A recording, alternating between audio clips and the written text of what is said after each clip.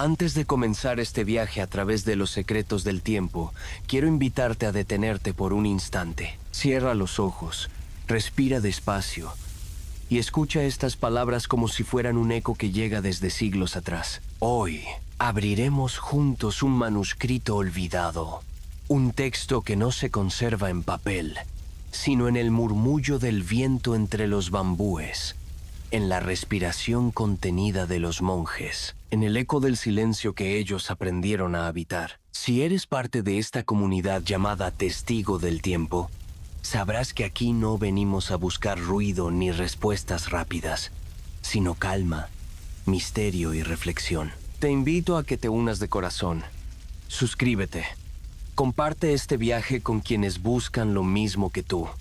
Y forma parte de esta familia que se sienta cada noche alrededor de las brasas invisibles de la historia. Juntos, recorreremos senderos olvidados, iluminaremos manuscritos ocultos y descubriremos lo que otros intentaron borrar. Imagina por un momento que caminas descalzo sobre un suelo de madera antigua. La luz de la luna se filtra por las rendijas del techo y dibuja sombras suaves en el pasillo del monasterio. No hay voces, no hay risas, no hay ruido, solo el crujido leve de la madera bajo tus pies y el rumor del viento que golpea los bambúes al otro lado de la muralla. El día comienza antes de que amanezca. Un gong resuena en la oscuridad, profundo, metálico, vibrante. Ese sonido despierta a los monjes, que se incorporan lentamente de sus tatamis delgados, donde han dormido cubiertos apenas por una manta sencilla. El aire es frío y la respiración forma pequeñas nubes en la penumbra. Te levantas y, como ellos, te vistes con una túnica de algodón áspero. No hay espejos en los que mirarte. No hay comodidades modernas que distraigan. El silencio es total. Avanzas hacia la sala de meditación, siguiendo la fila de cuerpos que caminan en silencio. El suelo está helado bajo tus pies y, sin embargo, nadie se queja. Al entrar en la sala, el aroma del incienso ya impregna el aire. Las esterillas de paja están dispuestas en círculo. Cada monje ocupa su lugar, se sienta con las piernas cruzadas y cierra los ojos. La instrucción es clara, pero al mismo tiempo parece imposible. Mantenerse quieto, respirar de manera pausada y dejar que los pensamientos pasen como nubes que flotan en un cielo despejado. Las horas se extienden en esa postura. El cuerpo duele, los músculos tiemblan. La mente se revela con ideas, recuerdos y preocupaciones, pero el silencio permanece como un muro invisible. El maestro recorre el salón lentamente, observando, y de vez en cuando golpea con un bastón ceremonial el hombro de algún discípulo distraído. No es un castigo, sino un recordatorio. Regresar al silencio, regresar a la respiración, regresar al manuscrito que no está escrito en letras, sino en la quietud del momento. Después de la meditación, comienza el trabajo cotidiano. Algunos barren el patio de piedra, levantando hojas secas que caen de los árboles del jardín. Otros preparan arroz y sopa en grandes ollas de hierro, moviéndose en silencio absoluto. Nadie habla. Los sonidos que llenan el espacio son los del agua hirviendo, del roce de las escobas, del canto lejano de un pájaro en la montaña. Para los monjes zen, cada acción, por simple que fuera, era un párrafo del manuscrito secreto que deseaban preservar. El silencio era la tinta, la disciplina, el papel invisible. Y la vida entera se convertía en una escritura que solo podía leerse si uno estaba dispuesto a sumergirse en la calma. El día avanza así, entre labores humildes y meditaciones prolongadas. Y mientras lo observas todo, sientes que poco a poco la respiración se hace más lenta, los pensamientos se disuelven y en ese aparente vacío comienza a despertarse algo más profundo. La vida en un monasterio zen medieval no estaba hecha para la comodidad ni para el descanso del cuerpo. Desde el amanecer hasta la caída de la tarde, todo seguía un ritmo marcado por el gong y por las costumbres transmitidas de generación en generación. Ese ritmo era más fuerte que cualquier voluntad individual. Nadie lo cuestionaba, nadie lo interrumpía. Y así, los días se sucedían con una monotonía que, a ojos modernos, parecería insoportable. Después de la primera meditación, los monjes se dirigían a las cocinas o a los huertos. El alimento era sencillo: arroz, verduras de temporada, algas y a veces algo de tofu preparado con calma en grandes cubas de piedra. Nada de lujos, nada de sabores intensos.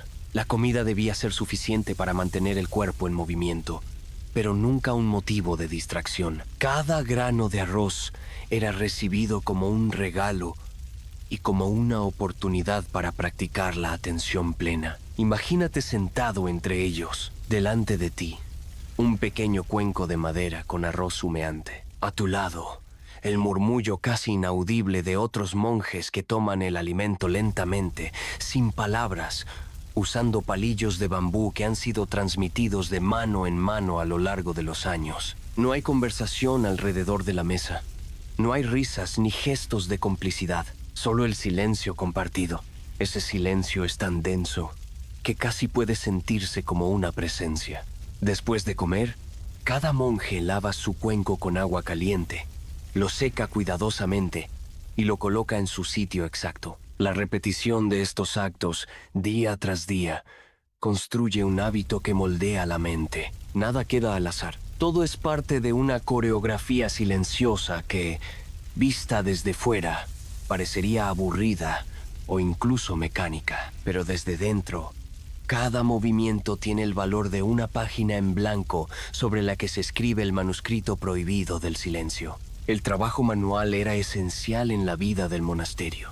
Algunos cuidaban los jardines secos, esos espacios de arena rastrillada y piedras cuidadosamente dispuestas que hoy conocemos como jardines zen.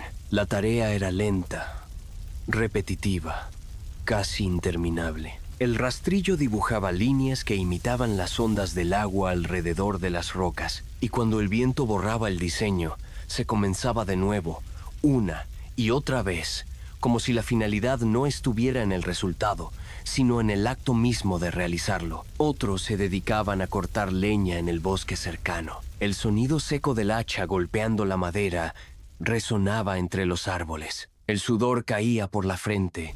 Las manos se endurecían con callos, pero nadie se quejaba. El esfuerzo físico no era un castigo.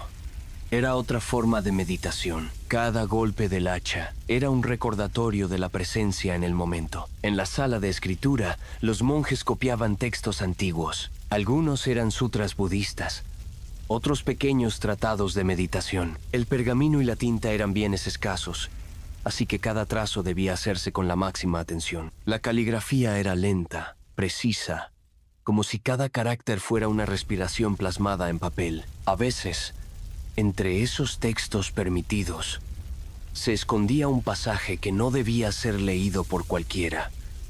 Un comentario arriesgado, una metáfora demasiado libre, una enseñanza que podía interpretarse como peligrosa.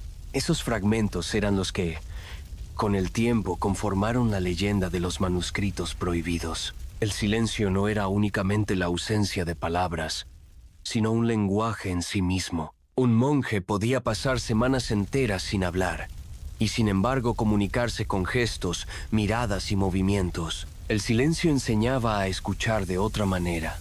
El canto de un pájaro se volvía un sermón. El crujido de la madera se transformaba en una lección. El sonido del agua en el estanque era como una escritura sin letras. Con el paso de los días, el novicio que entraba al monasterio dejaba de medir el tiempo como lo hacía antes. Los relojes no existían y el sol marcaba las rutinas con más claridad que cualquier campana. Las estaciones traían consigo cambios inevitables.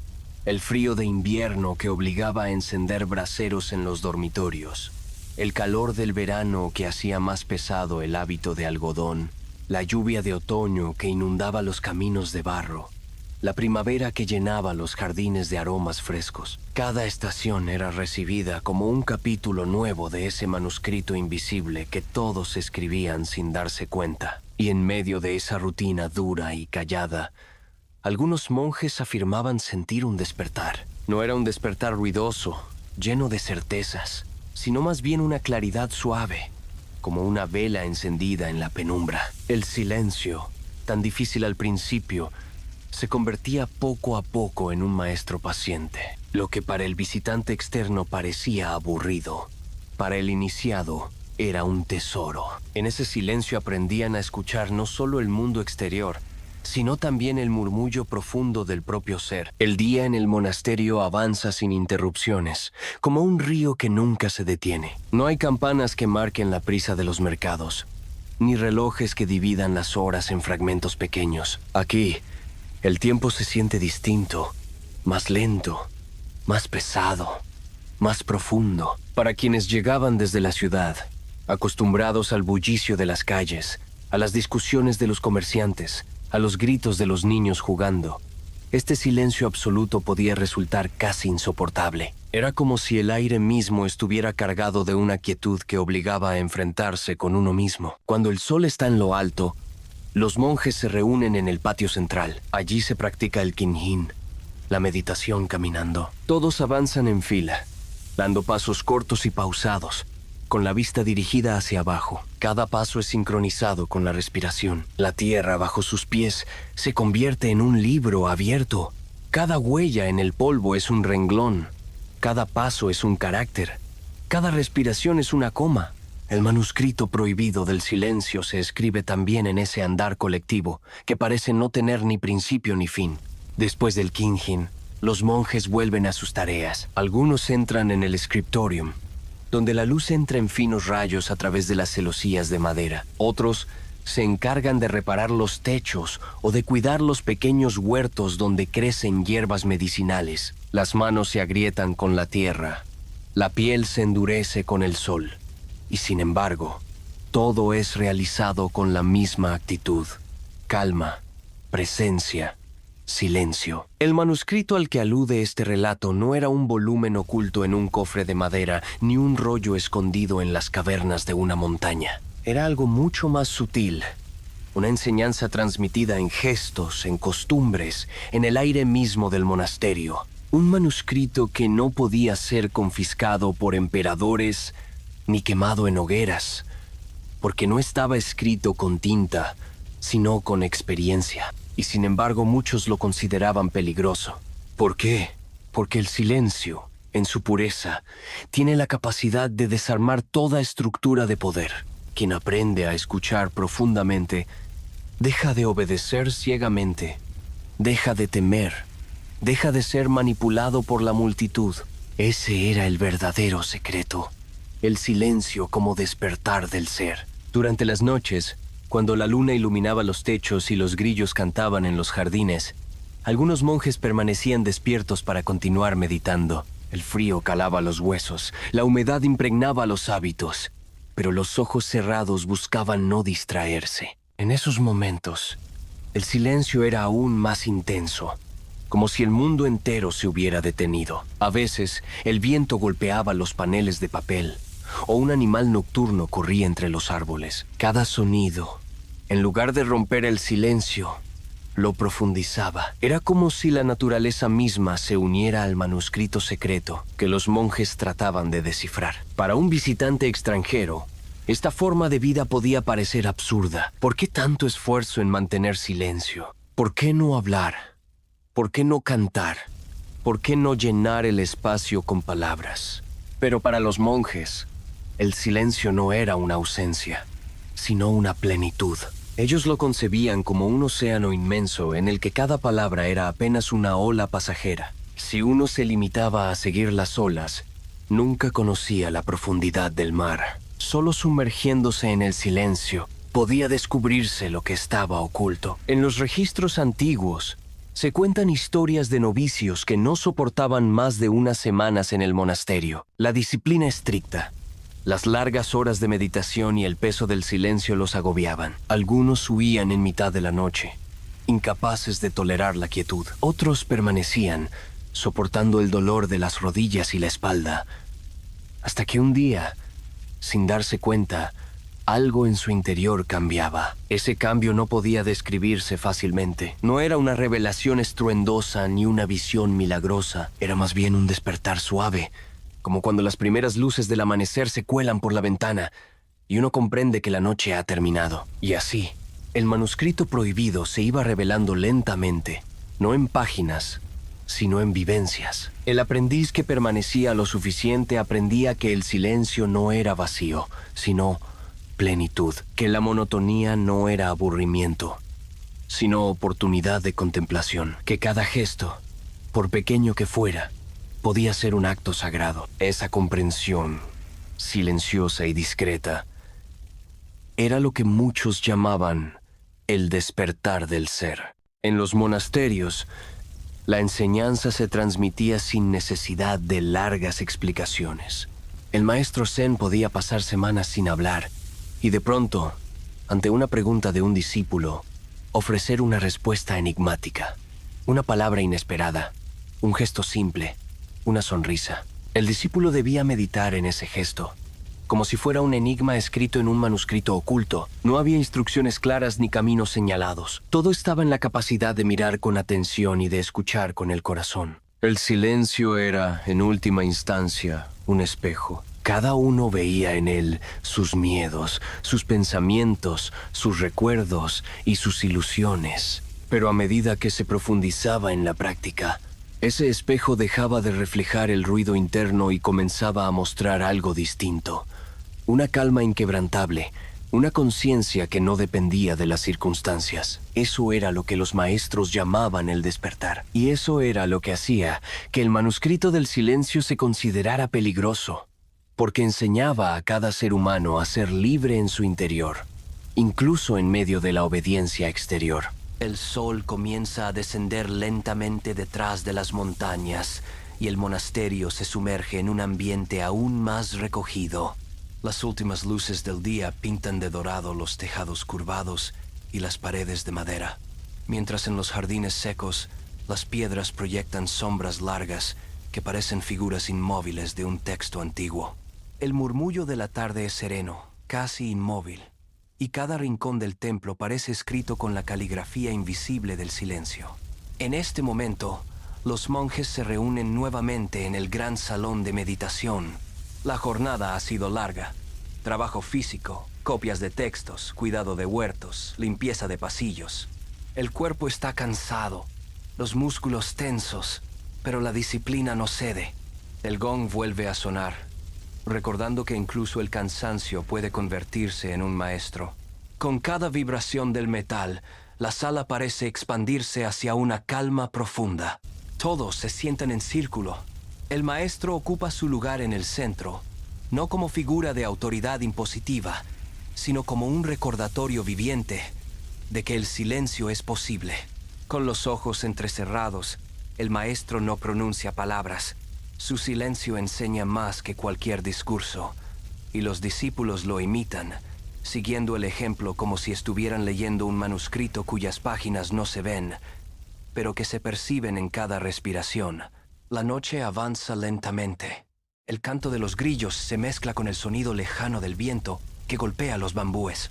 La oscuridad envuelve el monasterio y poco a poco las lámparas de aceite son encendidas, iluminando con un resplandor tenue las paredes. Ese resplandor parece insuficiente para leer un texto, pero suficiente para recordar que en el silencio se escriben las lecciones más duraderas. Al terminar la meditación nocturna, los monjes se retiran a sus habitaciones. Cada celda es pequeña, apenas un espacio con un tatami, una manta y a veces una caligrafía colgada en la pared con una sola palabra: vacío, silencio, compasión. No hay lujos ni adornos, porque nada debe distraer al espíritu de su búsqueda. El manuscrito prohibido se escribe también en esas paredes desnudas que parecen escuchar y guardar los pensamientos de quienes allí descansan. En la penumbra, el monasterio entero se sumerge en una calma que parece eterna. Las puertas corredizas de papel cierran los pasillos, el viento se cuela por las rendijas y el mundo exterior desaparece. Para quienes viven allí, cada día es una repetición del anterior, y sin embargo, cada día encierra una nueva oportunidad de comprender algo más profundo. El silencio no es el mismo silencio de ayer, y la respiración no es la misma respiración de antes. El manuscrito sigue escribiéndose sin tinta y sin pergamino en la mente de cada monje que se atreve a permanecer. Este estilo de vida podía parecer insoportable para muchos, Algunos novicios, tras semanas de disciplina, abandonaban el monasterio buscando de nuevo la comodidad de la ciudad. Pero los que se quedaban descubrían poco a poco que el silencio no era una cárcel, sino una puerta. Una puerta que abría hacia un espacio interior inmenso, donde las palabras ya no eran necesarias. El manuscrito prohibido de los monjes Zen no era una obra literaria que pudiera leerse en voz alta. Era más bien un mapa para quienes se atrevían a recorrerlo. Un mapa trazado en la vida diaria, en la repetición de gestos, en la aceptación del cansancio, en la entrega al silencio. Y ese mapa, invisible para los ojos del mundo, tenía la capacidad de despertar en cada persona una conciencia más clara, más libre, más despierta. El silencio, entonces, dejaba de ser simplemente ausencia de palabras para convertirse en un maestro paciente y severo. Un maestro que no perdonaba distracciones, que no aceptaba atajos, que obligaba a mirar dentro de uno mismo. Era ese maestro el que hacía del silencio algo peligroso para los poderosos, porque enseñaba a los seres humanos que dentro de sí mismos existía una libertad que ninguna cadena podía aprisionar. Cuando el sueño llega, los monjes se acuestan en sus tatamis sencillos. El frío de la noche envuelve las habitaciones, pero el cansancio hace que el cuerpo descanse profundamente. En ese descanso, cada uno lleva consigo el eco del gong, la respiración pausada, la calma de los jardines secos, el murmullo de los bambúes. Y al cerrar los ojos, el manuscrito prohibido continúa escribiéndose en el interior, allí donde nadie puede borrarlo. El silencio que envolvía al monasterio Zen no era solo una disciplina interna, sino también una frontera frente al mundo exterior. Más allá de las murallas, los pueblos bullían con comerciantes, artesanos, campesinos y soldados. Las conversaciones eran ruidosas, los mercados estaban llenos de gritos, y las disputas por dinero o por poder eran frecuentes. Dentro del monasterio, en cambio, reinaba un orden casi intocable, un aislamiento que protegía a los monjes del bullicio mundano, pero que al mismo tiempo despertaba suspicacias en los gobernantes y en las autoridades religiosas. En ciertos periodos de la historia japonesa, los monasterios Zen fueron vistos como espacios peligrosos, no porque conspiraran contra los shogunes o porque escondieran armas, sino porque cultivaban un tipo de poder distinto, más difícil de controlar, el poder del silencio. El silencio podía dar fuerza interior, claridad de pensamiento y una independencia que los poderosos consideraban una amenaza. Un hombre que ha aprendido a no temer al silencio se convierte en alguien difícil de dominar. Y un pueblo que abraza la calma deja de responder a los gritos de quienes intentan manipularlo. Por esta razón, los escritos Zen fueron en ocasiones vigilados, censurados o incluso destruidos. Algunos maestros transmitían sus enseñanzas únicamente de manera oral, evitando dejar demasiadas huellas escritas. Se decía que el verdadero manuscrito prohibido de los monjes Zen no era un libro físico, sino la experiencia de quienes habían aprendido a vivir el silencio como un camino hacia la libertad interior. Imagina por un momento a un maestro Zen del siglo XIII, sentado frente a sus discípulos. Uno de ellos le pregunta: «Maestro, ¿qué es la verdad suprema?». El maestro no responde con palabras. En lugar de eso, toma un cuenco vacío, lo levanta lentamente y lo coloca frente a todos. Ese gesto, silencioso, contenía más significado que un tratado entero. El cuenco vacío representaba la mente abierta, lista para recibir, lista para despertar. Ese gesto era un fragmento vivo de ese manuscrito invisible, imposible de controlar por quienes buscaban uniformar las creencias. En los jardines del monasterio, bajo la luz de la luna, los monjes paseaban en silencio antes de retirarse a dormir. El crujido de la grava bajo sus pies se mezclaba con el canto de los insectos nocturnos. Era en esos momentos cuando comprendían que el manuscrito estaba escrito también en la naturaleza, en el bambú que se doblaba con el viento, en el agua que corría sin detenerse, en la montaña que permanecía inmóvil. El silencio no se limitaba a las paredes del templo, sino que impregnaba el mundo entero. Este entendimiento, sin embargo, no podía ser compartido con cualquiera. El viajero curioso que pedía explicaciones se frustraba al recibir gestos o silencios como respuesta. El manuscrito prohibido era inaccesible para quienes buscaban fórmulas rápidas o conocimientos superficiales. Solo quienes estaban dispuestos a renunciar al ruido interior podían comenzar a leerlo. Por eso se decía que este manuscrito era prohibido, no porque estuviera escondido en cofres, sino porque era invisible para quienes no querían mirar hacia adentro. En la oscuridad de la noche, los monjes descansaban, y mientras dormían, el silencio se mantenía como un velo protector. Al amanecer, volvería el gong, las meditaciones, los trabajos humildes. El manuscrito seguiría escribiéndose. Una página más en ese libro infinito que no conoce ni principio ni final. El concepto de un manuscrito prohibido siempre ha fascinado a la humanidad. Un libro oculto, un conocimiento secreto, una verdad que los poderosos intentan borrar. Pero en el caso de los monjes Zen, lo prohibido no estaba en un texto encuadernado, sino en una práctica que desafiaba los cimientos de la sociedad.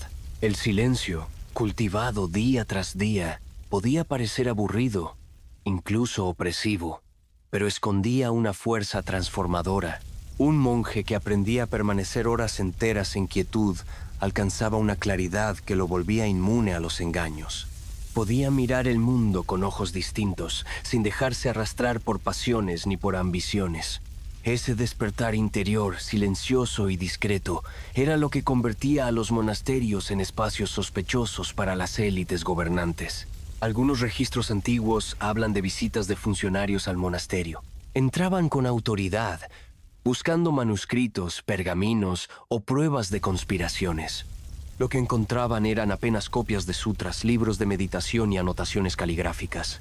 Pero lo que no podían confiscar era el verdadero manuscrito, el hábito diario del silencio, la disciplina de la calma, la mirada tranquila de los monjes.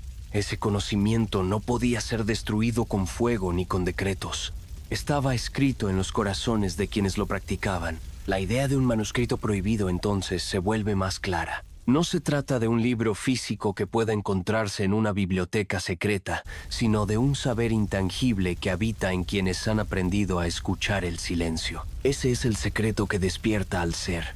Comprender que el verdadero conocimiento no está en las palabras, sino en la experiencia. Un secreto tan sencillo y al mismo tiempo tan difícil que muchos prefieren ignorarlo. Imagina de nuevo la escena del monasterio.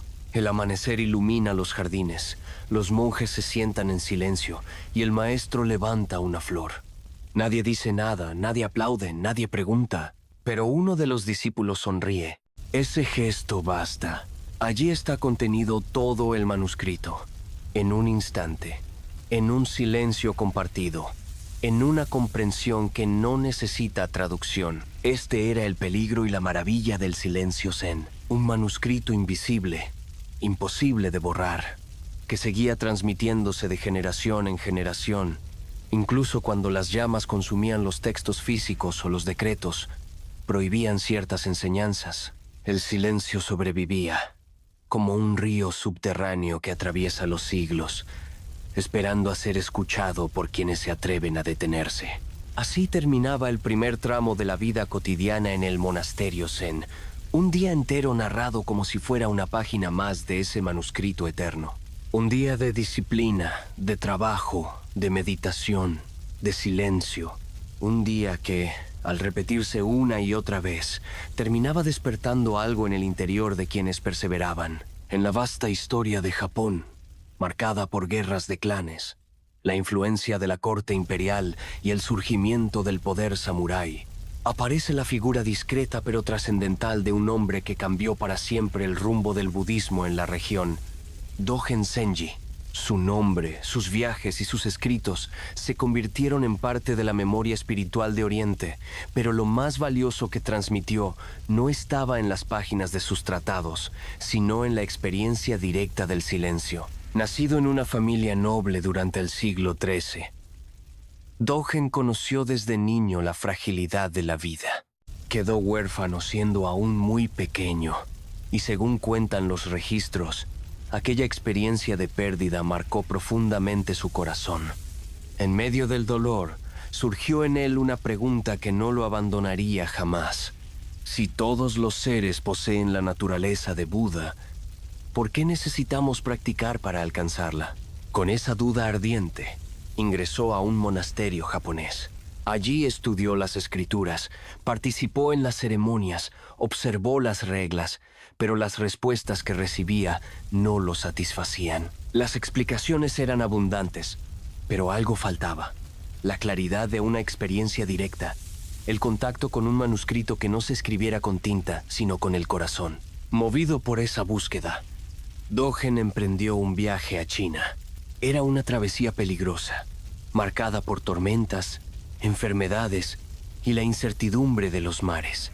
Pero él estaba convencido de que más allá de las costas de su tierra natal encontraría lo que buscaba. Durante meses atravesó tierras desconocidas, visitando monasterios, conversando con maestros, observando las prácticas de comunidades enteras dedicadas al Zen. Fue allí, en uno de esos templos, donde encontró a su maestro, Tiantong Rujing. La enseñanza que recibió no fue un tratado complejo ni una serie de instrucciones detalladas. Fue una experiencia de silencio tan profundo que, según se cuenta, Dogen comprendió de golpe lo que había buscado desde su infancia. El maestro le mostró que la práctica no era un medio para alcanzar la iluminación, sino la iluminación misma. Sentarse en silencio, respirar con atención, permanecer inmóvil. Eso era ya el despertar. El manuscrito prohibido, tan buscado y tan oculto, se encontraba en la experiencia directa del presente. Cuando Dogen regresó a Japón, trajo consigo no un cargamento de libros ni manuscritos ocultos, sino una convicción. La vida cotidiana podía ser el texto más sagrado de todos. Cada acto, desde barrer un pasillo hasta preparar arroz, podía ser parte de un manuscrito invisible que despertara al ser. Fundó entonces el monasterio de Eiheiji, que se convertiría en uno de los grandes centros del Zen japonés. Allí, la disciplina era rigurosa. No había espacio para lujos, ni para distracciones, ni para teorías interminables. Lo esencial era sentarse, meditar, respirar, vivir en silencio. Los discípulos copiaban sus enseñanzas en rollos, que con el tiempo darían forma a una de sus obras más importantes, el Shobo Genso, un tratado monumental que intentaba poner en palabras lo que en realidad solo podía comprenderse en el silencio. Sin embargo, Dogen mismo sabía que esas páginas eran apenas sombras del manuscrito verdadero. En una de sus enseñanzas dejó escrito: "No pienses que la práctica y la realización son cosas distintas. La práctica misma es la realización". Con esas palabras, señalaba que el manuscrito prohibido no estaba en las bibliotecas, sino en el simple hecho de sentarse en silencio, una y otra vez, hasta que la mente dejara de buscar. La figura de Dogen comenzó a atraer discípulos de todas partes. Algunos eran jóvenes nobles que habían abandonado la comodidad de sus familias. Otros eran campesinos que buscaban un sentido más profundo a su vida. Algunos incluso eran samuráis cansados de la violencia que los rodeaba. Todos encontraban en el silencio del monasterio un refugio y al mismo tiempo un desafío, porque el silencio no solo consolaba, también enfrentaba. En él se reflejaban los miedos, las dudas, las memorias ocultas, y en ese reflejo, poco a poco, algo despertaba. Dogen no era un maestro complaciente. Su mirada era profunda, su voz serena, pero sus exigencias eran firmes. Rechazaba la superficialidad, las respuestas fáciles, los caminos rápidos hacia la iluminación. Para él, cada día debía vivirse como si fuera una página de ese manuscrito invisible. No importaba si se trataba de un día de lluvia o de sol, de frío o de calor. Todo era parte del texto que cada discípulo debía aprender a leer en silencio. Cuando Dogen regresó de China, no lo hizo como un héroe reconocido, ni como un sabio aclamado. Llegó como un monje joven, delgado, con una mirada tranquila y un silencio que desconcertaba a muchos. En Japón, el budismo ya estaba presente desde hacía siglos, pero estaba fragmentado en escuelas que debatían, a veces con intensidad, sobre doctrinas, rituales y jerarquías. Los templos eran poderosos, algunos con influencia política y grandes propiedades. Dogen, en cambio, traía consigo un mensaje sencillo y a la vez radical. La práctica del silencio era suficiente. Imagina la escena. Un joven maestro regresando con pocas pertenencias, acompañado apenas de rollos de sutras y de la memoria viva de lo que había aprendido en tierras lejanas. Muchos esperaban de él un conocimiento secreto, fórmulas para alcanzar estados elevados, palabras grandiosas que confirmaran su viaje. Pero él ofrecía algo desconcertante: sentarse en silencio, mirar la pared, respirar. Ese era el manuscrito prohibido que traía consigo, y pocos lo comprendieron al principio. Dogen comenzó a enseñar en pequeños grupos. Sus palabras eran sencillas, pero sus discípulos notaban que detrás de esa sencillez había una profundidad inmensa. No busques la iluminación en otro lugar, decía. La iluminación está aquí, en este mismo instante, en este mismo cuerpo, en esta misma respiración. Muchos se marchaban decepcionados, esperando un secreto oculto en páginas doradas. Otros, en cambio, se quedaban y descubrían poco a poco que el verdadero secreto estaba en lo cotidiano. El maestro decidió entonces fundar un monasterio donde esa visión pudiera practicarse con rigor. Así nació Eiheiji, el templo de la paz eterna. Construido en las montañas, lejos del bullicio de las ciudades, este monasterio se convirtió en el corazón de su enseñanza. No era un lugar de lujo, ni de riqueza, ni de poder político. Era un espacio donde cada piedra, cada tablón de madera y cada sendero del jardín estaban impregnados del silencio que Dogen quería transmitir. La vida en Eiheiji era estricta. El día comenzaba antes del amanecer, con el sonido del gong que resonaba en las montañas. Los monjes se despertaban, se vestían con túnicas sencillas y se dirigían a la sala de meditación. Allí permanecían durante horas, enfrentando el dolor del cuerpo y el ruido de la mente. Después venían las tareas: limpiar, cocinar, cuidar huertos, reparar techos. Cada acción era realizada con una atención que convertía lo banal en sagrado. Dogen no toleraba la negligencia. Un discípulo que se apresuraba en sus tareas o que trabajaba sin atención recibía su corrección inmediata. Cada movimiento es un capítulo del manuscrito, decía, y quien descuida un gesto descuida una página entera. Para él, la espiritualidad no estaba separada de la vida cotidiana, sino que era la vida misma vivida con plena conciencia. Pero no todos recibieron bien sus enseñanzas. Algunos monjes de escuelas tradicionales lo acusaban de herejía, de minimizar los rituales y las jerarquías. ¿Cómo podía afirmar que el simple acto de sentarse era ya la realización? Para ellos, el budismo debía estar lleno de ceremonias, fórmulas y prácticas elaboradas. La propuesta de Dogen parecía demasiado desnuda, demasiado directa. Ese conflicto lo acompañó durante toda su vida. La tensión entre la profundidad de su mensaje y la incomodidad que generaba en quienes preferían las estructuras establecidas. A pesar de esas tensiones, el monasterio fue creciendo. Jóvenes de distintos lugares viajaban días enteros para llegar a las montañas y convertirse en discípulos. No buscaban riquezas ni honores, sino la calma de un maestro cuya sola presencia transmitía serenidad. El silencio de Dogen era un silencio vivo, que enseñaba sin palabras, que revelaba sin necesidad de libros. Ese silencio era el manuscrito prohibido que él custodiaba, un texto intangible que no podía ser robado ni destruido. Durante las noches en Eiheiji, la atmósfera era sobrecogedora. Los monjes meditaban a la luz de lámparas de aceite y el viento hacía crujir los techos de madera.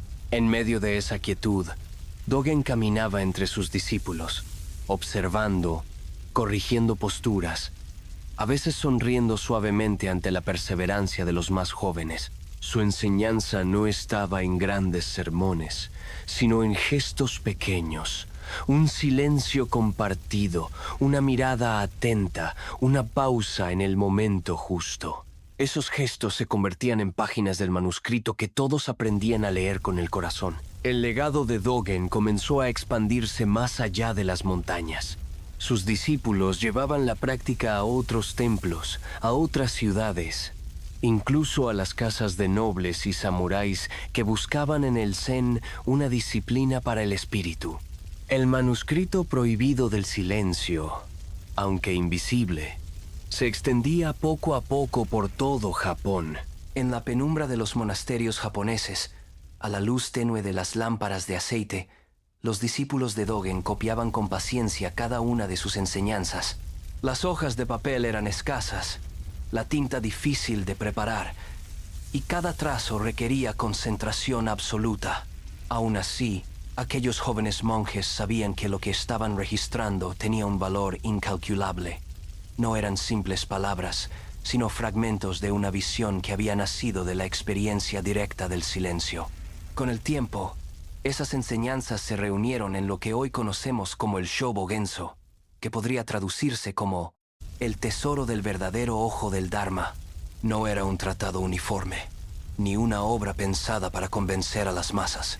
Eran textos escritos en diferentes momentos de su vida, comentarios, reflexiones, discursos improvisados convertidos en caligrafía. Cada capítulo abordaba un aspecto del Zen con una mezcla de claridad y misterio que desconcertaba incluso a sus propios seguidores. Lo notable del Shobogenzo es que no se ajustaba a las expectativas de los textos religiosos de su época.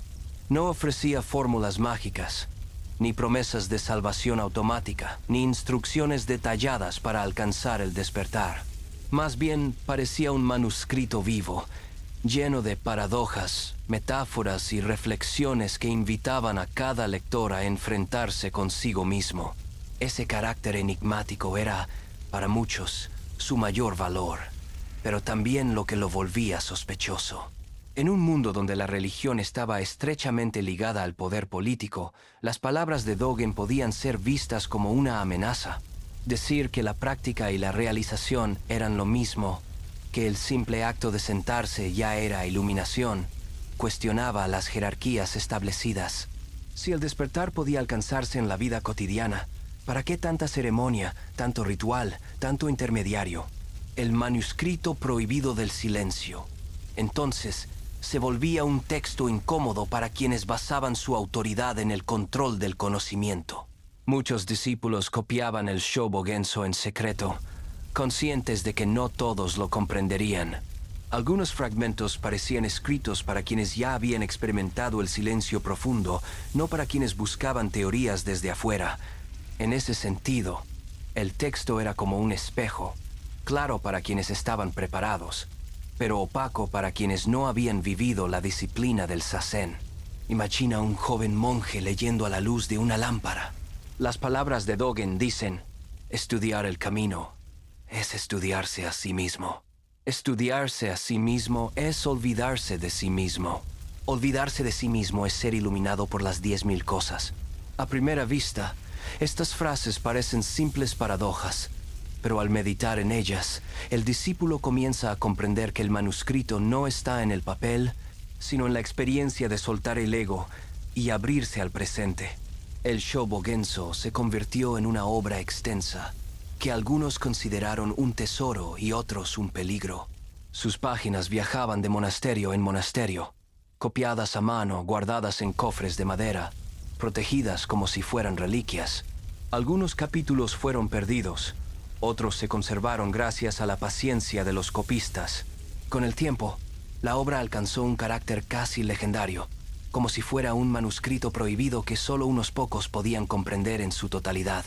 Para los discípulos de Dogen, sin embargo, lo más importante no era el texto físico, sino el espíritu que contenía. El Shobogenzo era como un mapa que señalaba el camino hacia un territorio invisible, el territorio del silencio. Pero ese mapa no servía de nada si el lector no estaba dispuesto a dar el paso más simple y más difícil de todos: sentarse, respirar y permanecer quieto.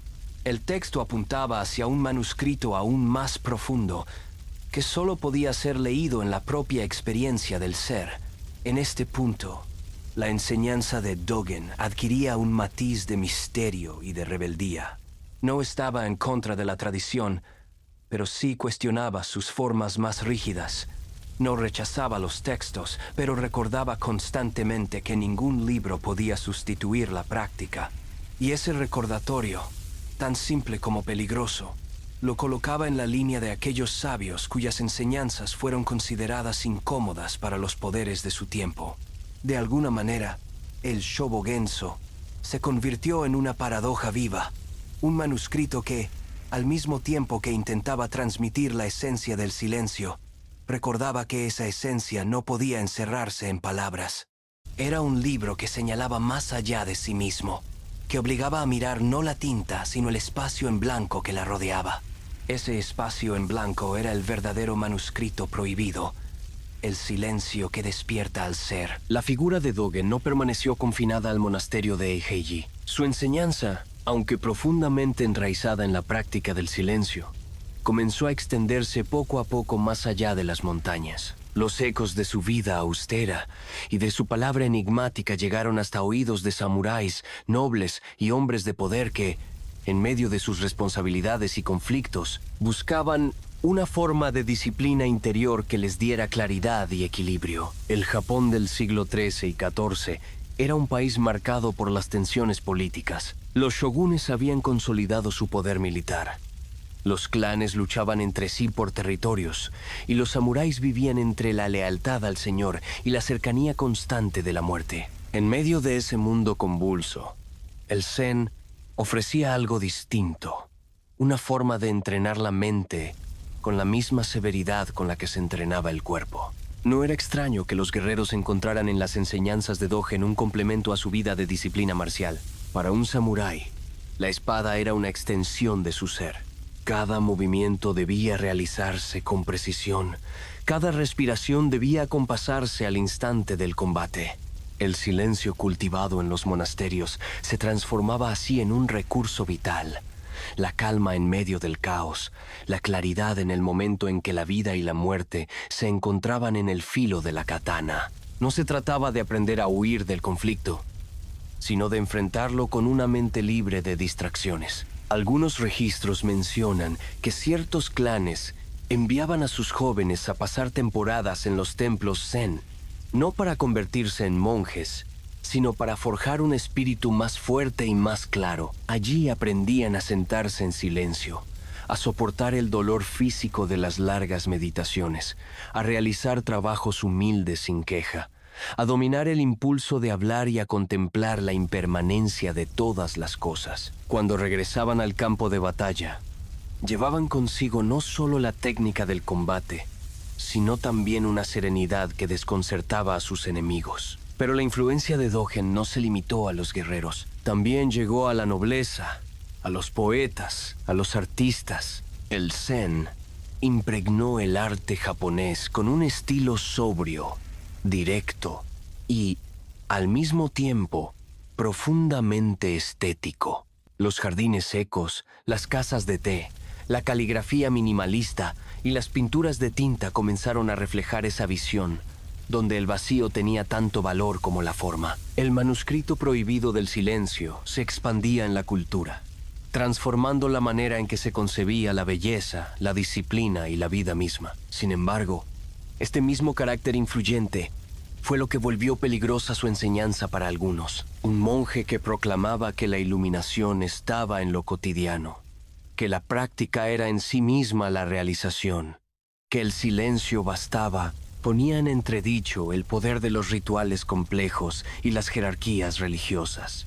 Por eso, a lo largo de la historia, hubo momentos en que sus textos fueron vigilados, omitidos o interpretados de manera restringida. El manuscrito prohibido no era tanto un libro escondido, sino una verdad incómoda, que cada ser humano podía despertar en sí mismo sin necesidad de intermediarios. Dogen murió joven, en comparación con otros maestros, pero dejó un legado inmenso. Su monasterio continuó vivo, sus discípulos siguieron copiando y transmitiendo sus palabras, y su silencio siguió resonando en las montañas. Hoy, siglos después, Sus enseñanzas siguen considerándose un tesoro espiritual, no solo en Japón, sino en todo el mundo. Y sin embargo, aún guardan el aire de lo prohibido, lo secreto, lo que no puede ser poseído ni reducido a simples palabras. La vida y obra de Dogen nos muestran que el verdadero manuscrito no era el Shobogenzo escrito en papel, ni las caligrafías cuidadosas de sus discípulos. El manuscrito estaba en su mirada, en su silencio, en la disciplina que transmitió, en la vida cotidiana convertida en camino. Era, en última instancia, un manuscrito abierto a todos, pero invisible para quienes no saben detenerse. Ese es el misterio que convierte su enseñanza en algo prohibido para la prisa del mundo moderno, porque exige lo que pocos están dispuestos a dar: tiempo, paciencia y silencio. Después de la muerte de Dogen, ocurrida en el siglo XIII, sus discípulos quedaron con la responsabilidad de custodiar no solo el monasterio de Eiheiji, sino también el espíritu de una enseñanza que, desde su origen, fue vista como misteriosa, radical e incluso peligrosa. La pregunta que los acompañaba era sencilla y al mismo tiempo inmensa: ¿cómo preservar un manuscrito que no estaba escrito únicamente en papel, sino en la experiencia viva del silencio? El Shobogenzo fue copiado pacientemente durante generaciones. Algunas partes se perdieron, otras se conservaron en monasterios remotos, protegidas de incendios, saqueos y guerras. Cada copia manuscrita tenía variaciones, pequeñas diferencias que recordaban que la obra no era un texto fijo, sino un río en constante movimiento. Los monjes sabían que lo esencial no estaba en la exactitud de las palabras, sino en la fidelidad al espíritu del maestro, el silencio como despertar del ser. Durante los siglos siguientes, Japón atravesó transformaciones profundas. La época de los clanes guerreros dio paso a nuevas formas de gobierno, a cambios culturales, a la llegada de influencias extranjeras. Y en cada etapa, las enseñanzas de Dogen fueron reinterpretadas, adaptadas, criticadas o defendidas. Algunos maestros se aferraron a la literalidad de sus textos, estudiando cada frase como si fuera un enigma sagrado. Otros, en cambio, insistieron en que lo más importante no era el papel escrito, sino la práctica diaria de sentarse en silencio. Así, el manuscrito prohibido siguió vivo, escondido en las páginas y al mismo tiempo, más allá de ellas. Hubo momentos en que las autoridades desconfiaron del poder del Zen, no porque fomentara la rebelión armada, sino porque podía despertar un espíritu de independencia interior que escapaba al control de las jerarquías. Un pueblo que aprende a encontrar claridad en el silencio es un pueblo más difícil de manipular. Por eso, en algunos periodos, los textos fueron restringidos, guardados en bibliotecas monásticas lejos del acceso del pueblo llano. No se trataba solo de protegerlos, sino también de mantenerlos bajo vigilancia. Y sin embargo, la enseñanza sobrevivió. A través de maestros itinerantes, de discípulos que llevaban consigo fragmentos del Shobogenzo, de copistas que arriesgaban su vida para preservar una página más, el manuscrito se mantuvo. Incluso cuando Japón entró en épocas de guerra y destrucción, el silencio zen siguió transmitiéndose como una corriente subterránea que nada podía detener. Siglos más tarde, cuando viajeros occidentales comenzaron a llegar a Japón, encontraron en los monasterios zen un tesoro inesperado. Algunos quedaron fascinados por la austeridad de los templos, por los jardines secos que parecían poemas de piedra, por las ceremonias del té donde cada gesto tenía un peso simbólico. Y poco a poco, las palabras de Dogen comenzaron a traducirse, a cruzar océanos, a inspirar a personas que jamás habían oído hablar del budismo zen. Pero algo curioso ocurrió en ese proceso. Muchos lectores occidentales se acercaban al Shobogenzo esperando descubrir secretos ocultos, fórmulas de sabiduría, respuestas fáciles. Y lo que encontraban eran paradojas, silencios, frases que parecían desconcertantes. Algunos se frustraban, otros se sentían atraídos precisamente por ese misterio. El manuscrito prohibido volvía a desplegar su carácter esquivo. No podía ser comprendido desde fuera, solo desde dentro, solo a través de la práctica de detenerse y escuchar el silencio. Hoy, en pleno mundo moderno, Las enseñanzas de Dogen siguen conservando ese aire prohibido, no porque estén censuradas en bibliotecas secretas, sino porque van en contra de la corriente de una sociedad obsesionada con la velocidad, con la información constante, con el ruido interminable. En un tiempo donde todo parece exigir atención inmediata, sentarse en silencio y dejar pasar los pensamientos es, de alguna manera, un acto de rebeldía. Un manuscrito invisible que sigue enseñando que lo más valioso no está en las palabras, sino en la experiencia de la calma. El legado de Dogen, entonces, no es solo un conjunto de textos antiguos, es una invitación permanente a abrir ese manuscrito prohibido que todos llevamos dentro. El silencio como camino, como maestro, como despertar. Ese manuscrito no puede ser destruido ni confiscado, porque no está en los estantes de una biblioteca, sino en la mente de quien se atreve a detenerse, cerrar los ojos y escuchar. El manuscrito prohibido de los monjes Zen no estaba compuesto únicamente por la vida austera en el monasterio, ni por las enseñanzas escritas en pergaminos. En realidad, una parte fundamental de ese legado misterioso se encontraba en los koanes, breves relatos o enigmas transmitidos de maestro a discípulo, cuya función no era dar respuestas, sino abrir silencios. A ojos de un lector común, los koanes podían parecer absurdos, ilógicos o incluso sin sentido. Sin embargo, para los monjes que se adentraban en ellos, eran puertas invisibles hacia una comprensión que no podía alcanzarse con la razón. El primer contacto de un novicio con un koan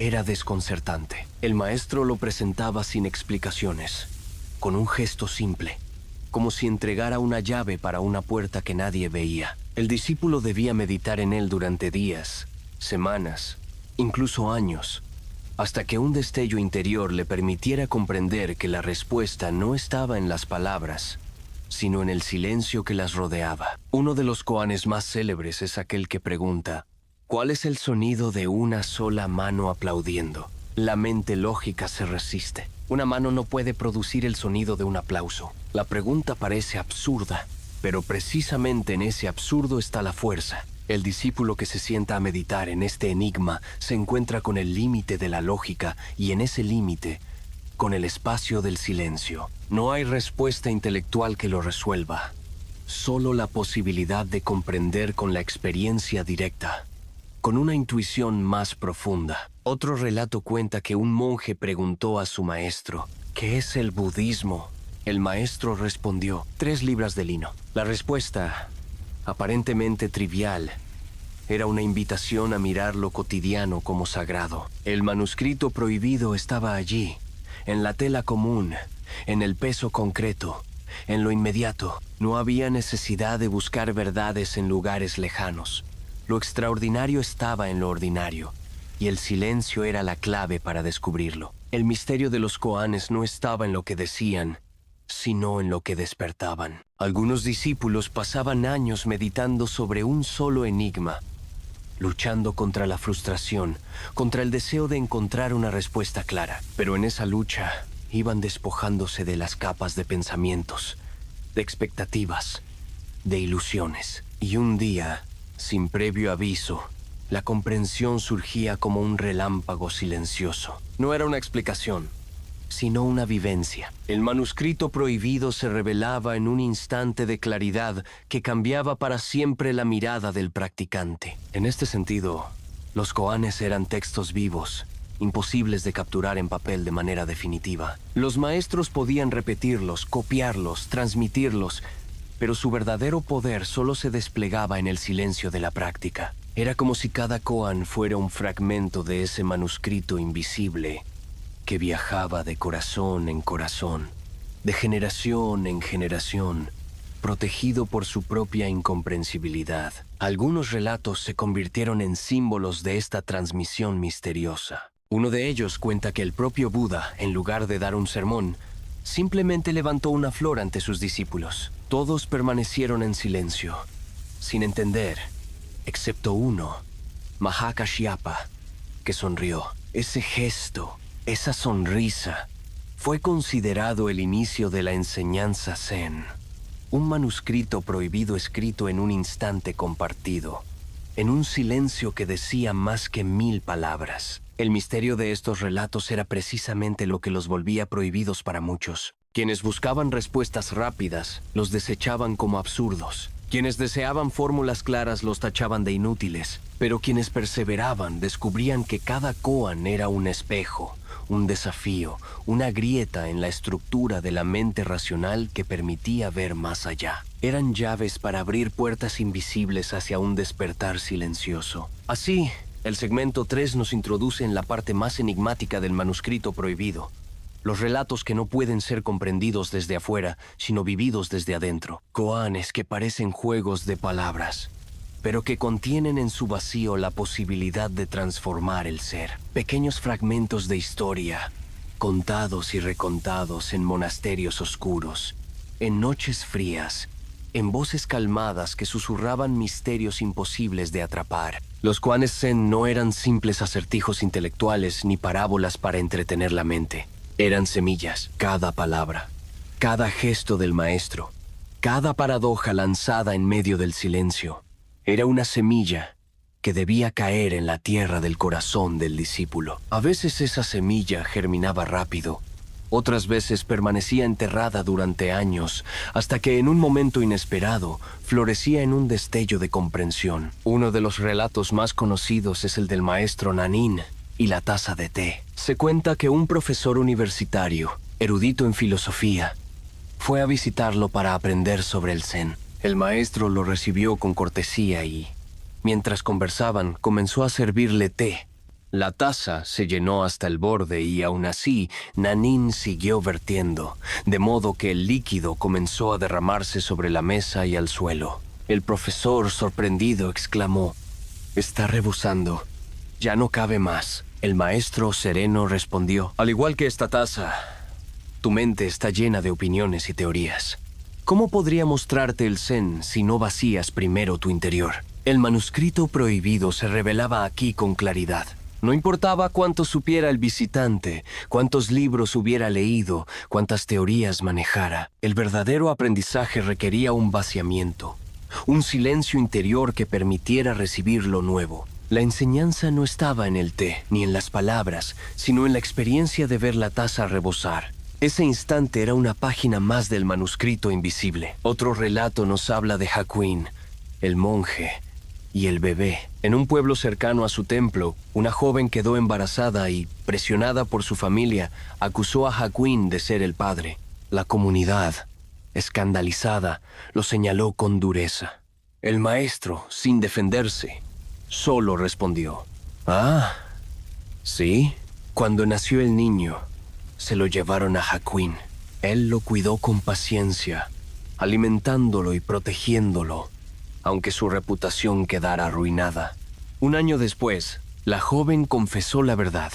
El verdadero padre era un joven comerciante. Arrepentida, ella y su familia pidieron perdón a Hakuin y le devolvieron el bebé. El maestro, sin rencor, respondió de nuevo: «¿Ah, sí?». La historia parecía absurda, incluso injusta, pero contenía en sí misma el misterio del zen. El silencio de Hakuin no era debilidad, sino fortaleza. Su aceptación no era resignación, sino libertad interior. No necesitaba defender su honor, porque su verdadero ser no dependía de la opinión de los demás. Ese silencio activo, inquebrantable, era el manuscrito prohibido que despertaba al ser. Otro de los relatos más poéticos es el del bambú que se dobla con el viento. Un maestro llevó a su discípulo al jardín y le señaló un bambú que se inclinaba con la brisa. «Observa», dijo, «el bambú no se rompe, solo se inclina. Así debe ser la mente, flexible, capaz de adaptarse al soplo de cada instante. Quien se aferra rígidamente a sus ideas termina quebrándose. Quien se inclina con suavidad permanece». La escena era simple: un bambú movido por el viento. Pero en esa sencillez estaba inscrita una verdad profunda. El manuscrito prohibido no estaba en un pergamino oculto, sino en la naturaleza misma. Quien sabía mirar podía leerlo en los árboles, en el agua, en las nubes. Era un texto abierto a todos, pero visible solo para quienes habían aprendido a detenerse y contemplar. Estos koanes eran transmitidos en la penumbra de los templos En las noches de invierno, cuando el frío hacía crujir las maderas y los monjes se reunían alrededor de una lámpara de aceite, el maestro contaba la historia con voz pausada y luego dejaba un silencio largo, profundo, que pesaba más que la narración misma. El silencio era la tinta invisible que completaba el manuscrito. Los discípulos se retiraban a meditar, a luchar contra sus pensamientos, a enfrentar la frustración de no comprender. Y, con el tiempo, el silencio iba calando como agua en la roca hasta abrir un espacio de claridad. El enigma de los koanes era precisamente ese, que no podían resolverse con la mente que calcula, analiza y compara. Requerían una mente que se vaciara, que se inclinara como el bambú, que aceptara la incertidumbre como parte del camino. Solo entonces, el manuscrito prohibido se revelaba como lo que siempre había sido. Un texto invisible que se escribía en la experiencia viva de cada instante.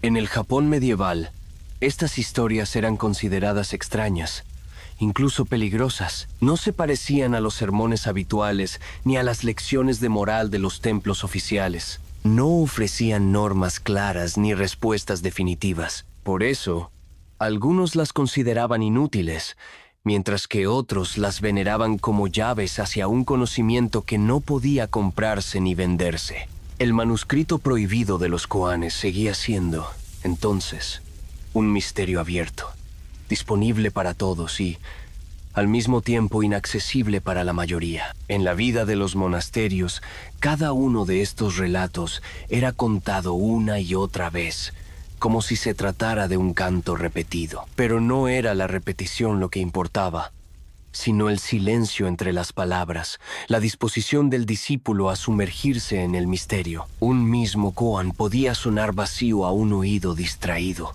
y sin embargo, abrir una puerta inmensa en el corazón de quien estaba preparado. Ese era el secreto de su fuerza y la razón por la que formaban parte esencial del manuscrito prohibido de los monjes Zen. En los monasterios Zen del Japón medieval, el silencio no era solamente la ausencia de palabras, sino un lenguaje propio, más antiguo que cualquier escritura y más profundo que cualquier doctrina. El manuscrito prohibido del que hemos hablado hasta aquí no era un libro escondido en cofres de madera, ni un pergamino oculto en bibliotecas secretas. Era más bien un conjunto de prácticas, de gestos, de historias enigmáticas y de símbolos que circulaban de maestro a discípulo en un hilo ininterrumpido de transmisión. Este manuscrito, invisible para quienes buscaban respuestas rápidas y literales, se desplegaba en ceremonias sencillas, en objetos cotidianos, en arquitecturas cuidadosamente diseñadas para inducir al recogimiento. Era un manuscrito que podía leerse en la penumbra de un sendo,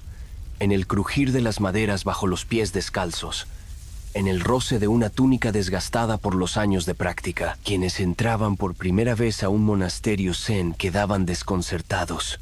No había altares recargados ni decoraciones excesivas como en otros templos budistas. Los muros eran desnudos, las salas austeras, los jardines secos, compuestos apenas de arena y rocas dispuestas con precisión. Para algunos visitantes, aquello parecía pobreza, una carencia de belleza, pero para los monjes era justo lo contrario. La mayor riqueza se encontraba en el vacío. El manuscrito prohibido no necesitaba colores brillantes ni ornamentos dorados, porque su enseñanza estaba en lo que no se veía, en la resonancia del silencio sobre el corazón de quien se detenía a contemplar. La arena rastrillada en patrones circulares, las rocas colocadas de tal manera que invitaban a la mirada a perderse en ellas, eran páginas de un libro que no podía escribirse con tinta. Al caer la tarde, cuando las lámparas de aceite iluminaban tenuemente los pasillos, los monjes se reunían para ceremonias que parecían simples, pero que eran profundamente simbólicas. Una de ellas era la ceremonia del té, en la que cada gesto, desde verter el agua caliente hasta servir la taza, era realizado con una lentitud reverente. El visitante que participaba por primera vez podía pensar que se trataba de un ritual sin sentido, un protocolo exagerado para una bebida común. Pero lo que realmente estaba ocurriendo era la apertura de un manuscrito invisible.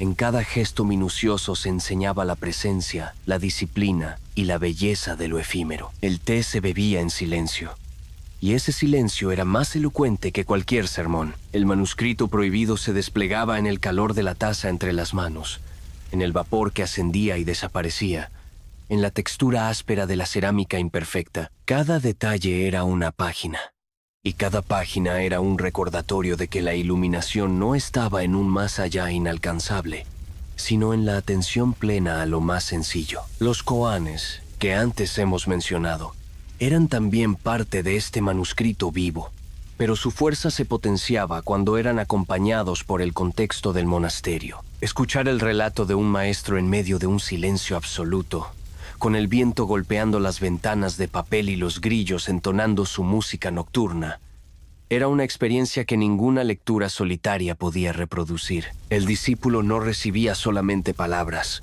sino un ambiente, un ritmo, una atmósfera que lo envolvía.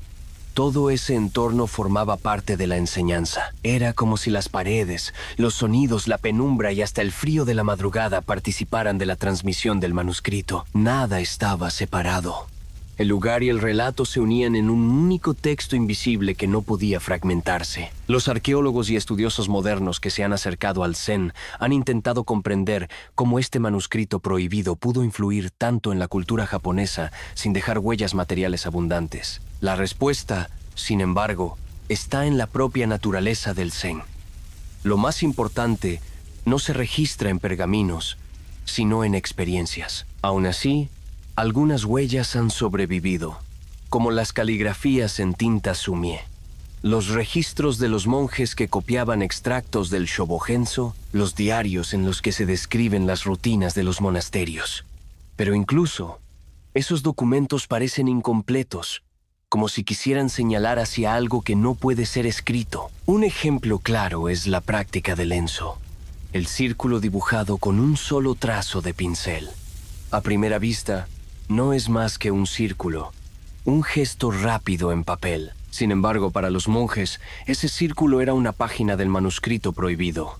Representaba la totalidad, el vacío, lo completo y lo incompleto a la vez. El círculo no necesitaba explicación, porque su significado estaba en el acto mismo de dibujarlo, en la respiración que lo acompañaba, en el silencio que lo rodeaba. Los estudiosos occidentales han intentado descifrar su simbolismo, pero quienes lo practican saben que lo esencial está en la experiencia, no en la teoría. El manuscrito prohibido también se manifestaba en la relación con la naturaleza. Los monjes vivían atentos al cambio de las estaciones, a la floración del cerezo, a la caída de la nieve, al crujido del hielo sobre los estanques. Cada fenómeno natural era leído como una línea más del gran libro del silencio. No se trataba de venerar la naturaleza como algo separado, sino de reconocer que la propia mente era parte de ese mismo fluir. Un monje que contemplaba la luna reflejada en un estanque entendía que esa imagen era fugaz, que una ráfaga de viento podía borrarla en un instante, y en ese reconocimiento encontraba una enseñanza sobre la impermanencia, escrita no en un pergamino, sino en el agua misma. Así, el paisaje entero se convertía en parte del manuscrito prohibido, un texto que no necesitaba resguardo porque se reescribía a cada momento con la brisa, con la luz, con el paso de las nubes. Para los visitantes de otras culturas, esta visión resultaba desconcertante. Acostumbrados a religiones que acumulaban libros, doctrinas y dogmas, se encontraban de pronto con una tradición que afirmaba que el silencio era suficiente, que el vacío podía ser más elocuente que 1000 páginas. Muchos malinterpretaron al Zen como una doctrina de la nada, de la ausencia, cuando en realidad era lo contrario. Una afirmación de la plenitud que se encuentra cuando la mente deja de buscar. El manuscrito prohibido no era la negación de la palabra, sino la revelación de que la palabra necesita del silencio para tener sentido. Cada frase, cada historia, cada koan, era como una puerta abierta hacia un espacio más amplio que no podía ser encerrado en conceptos. En este bloque de nuestra narración nos adentramos entonces en ese misterio cultural y simbólico del manuscrito prohibido. No era un libro que pudiera confiscarse ni destruirse. Era un texto vivo, inscrito en la arquitectura, en los jardines, en los gestos, en los silencios compartidos. Un texto que exigía paciencia, disciplina y apertura. Un texto que, aún hoy, sigue siendo difícil de comprender para quienes esperan respuestas rápidas, pero que se ofrece generoso a quienes se atreven a detenerse y escuchar.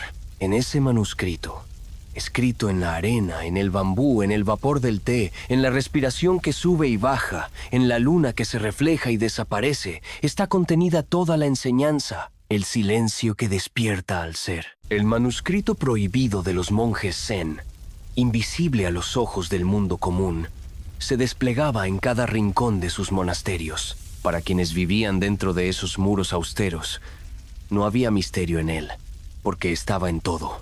En la repetición silenciosa de las tareas cotidianas, en la contemplación del amanecer, en la respiración compartida de decenas de monjes que permanecían inmóviles frente a la pared.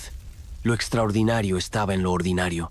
La iluminación no era un suceso milagroso reservado para unos pocos, sino un estado que se revelaba en lo más sencillo, en lo más pequeño. Era, en esencia, un manuscrito abierto a todos, pero legible solo para quienes aceptaban la paciencia del silencio. Sin embargo, visto desde fuera, este manuscrito resultaba perturbador.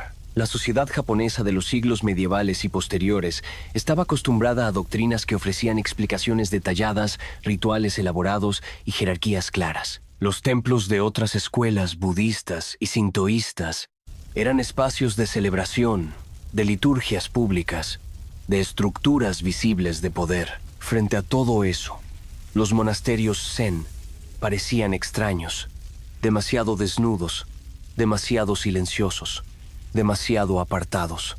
Para muchos, esa austeridad era incomprensible, y lo incomprensible siempre despierta recelo. ¿Qué guardaban esos monjes en las montañas? ¿Por qué preferían el silencio a la palabra? ¿Qué clase de manuscrito oculto era aquel que no podía mostrarse a simple vista? La incomodidad que generaban los monjes Zen no era solo religiosa, sino también política. El poder establecido siempre ha temido aquello que no puede controlar, y el Zen, con su insistencia en la independencia interior, parecía una amenaza velada. Un campesino que aprendiera a sentarse en silencio y encontrar calma en medio de la pobreza podía convertirse en alguien difícil de someter. Un samurái que entrenara su mente en la serenidad del zazen podía ser más fuerte que cualquier enemigo externo. Incluso un noble, al aprender a valorar el vacío y la sencillez, podía alejarse de las distracciones de la riqueza y el poder. El manuscrito prohibido del silencio, al despertar conciencias, era peligroso para quienes preferían mantenerlas dormidas. Aún así, la influencia del Zen no pudo ser contenida. Poco a poco, fue impregnando la cultura japonesa en múltiples dimensiones. El arte de los jardines secos, las casas de té, la poesía breve del haiku, la pintura minimalista en tinta negra. Todos ellos llevaban la huella de ese manuscrito invisible. Lo que a los ojos del poder era peligroso, para los artistas se convirtió en fuente de inspiración. Lo que para algunos era vacío, para otros era plenitud. La belleza zen, con su sencillez radical, era en sí misma una forma de escritura del manuscrito prohibido, abierta al mundo entero sin necesidad de palabras. Pero incluso en el arte, la enseñanza seguía siendo difícil de comprender. Un jardín compuesto solo de rocas y arena podía parecer aburrido para quien lo miraba superficialmente. Una taza de té sin ornamentos podía parecer pobre frente a vajillas decoradas con oro.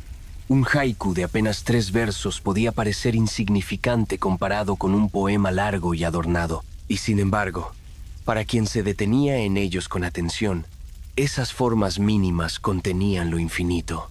Era como si cada piedra, cada taza, cada verso fuera una línea del manuscrito secreto, escrito en un idioma silencioso que solo podía leerse con el corazón. Los monjes sabían que su enseñanza no estaba hecha para convencer a las masas.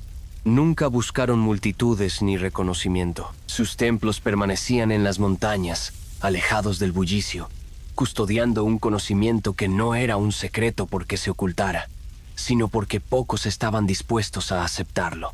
El manuscrito prohibido seguía siendo invisible para quienes pasaban de largo, y luminoso para quienes se atrevían a detenerse. Esta era su paradoja: estar siempre abierto, siempre disponible, pero solo para quienes abandonaban la prisa y el deseo de encontrar respuestas rápidas. El contraste se hizo más evidente a medida que la sociedad japonesa evolucionaba. Los mercados se llenaban de ruido, las ciudades crecían, las luchas políticas se multiplicaban, y en medio de todo eso, los monasterios zen seguían practicando su manuscrito silencioso. Para algunos, eran un refugio en tiempos de caos. Para otros, eran un recordatorio incómodo de lo que habían perdido: la calma, la sencillez, la capacidad de escuchar el silencio. Ese contraste fue lo que mantuvo vivo el carácter prohibido de sus enseñanzas. No era una prohibición explícita dictada por leyes, sino una prohibición más sutil, dictada por la dificultad de un mundo ruidoso para aceptar que lo más valioso no necesita ruido. Hoy, siglos después, ese manuscrito sigue siendo igual de incomprensible para muchos. En una sociedad global donde la velocidad, la productividad y el consumo marcan el ritmo, la propuesta zen suena casi subversiva. Detenerse, vaciarse, escuchar. Es por eso que aún conserva su aire de secreto, de misterio, de algo prohibido. Y sin embargo, está ahí, disponible para quien quiera abrirlo, no en páginas de papel, sino en su propio ser. El manuscrito prohibido sigue siendo el silencio que despierta al ser, una herencia viva que ha atravesado siglos sin necesidad de esconderse, porque su mayor protección ha sido siempre la dificultad de comprenderlo. El Japón en el que florecieron los monasterios zen no era un lugar uniforme ni pacífico, era una tierra de contrastes. Por un lado estaban los campesinos que trabajaban la tierra con esfuerzo constante, viviendo con lo mínimo, dependiendo de las estaciones, enfrentando hambrunas y sequías. Por otro, estaban los guerreros samuráis, que mantenían el orden a través de la fuerza, inmersos en un código de honor que exigía lealtad absoluta, valor en la batalla y aceptación de la muerte como compañera. Y, más arriba, se encontraban las élites, los nobles de la corte imperial y los shogunes que gobernaban con poder militar. Cada uno de estos grupos miraba de manera distinta al manuscrito prohibido de los monjes zen, y esa diferencia de percepciones nos revela mucho sobre el papel que desempeñó el silencio en aquella sociedad. Para los campesinos, la vida cotidiana ya estaba llena de silencio, aunque no siempre de la clase que enseñaban los monjes. El silencio del campo era el de las madrugadas frías, el del trabajo duro en los arrozales, el de la espera de lluvias o cosechas. Para ellos, el zen ofrecía algo curioso: no una huida de la dureza de su existencia, sino un espejo que les mostraba que incluso en el acto de plantar semillas o recoger agua del río podían encontrar un camino hacia la calma interior. Algunos campesinos encontraban refugio en los templos, donde recibían comida, techo y la posibilidad de escuchar relatos y koanes. Allí descubrían que su vida, que a menudo parecía repetitiva y dura, podía ser también una práctica espiritual. El manuscrito prohibido les enseñaba que la pobreza no era un obstáculo para despertar, sino una condición que, bien comprendida, podía convertirse en maestra. Los samuráis, en cambio, encontraron en el zen un complemento a su propia disciplina marcial. Para ellos, la práctica del silencio no era un lujo, sino una necesidad. En el campo de batalla, un instante de duda podía costar la vida. La calma entrenada en los monasterios les permitía mantener la mente clara en medio del ruido del combate. El manuscrito prohibido del silencio se convertía para ellos en un arma invisible, la serenidad que los volvía invulnerables al miedo. No es casual que muchos samuráis adoptaran prácticas zen como parte de su entrenamiento, y que algunos llegaran a convertirse en mecenas de monasterios. Su interés no era solo religioso, sino también estratégico. Comprendían que quien dominaba su mente podía dominar cualquier situación externa.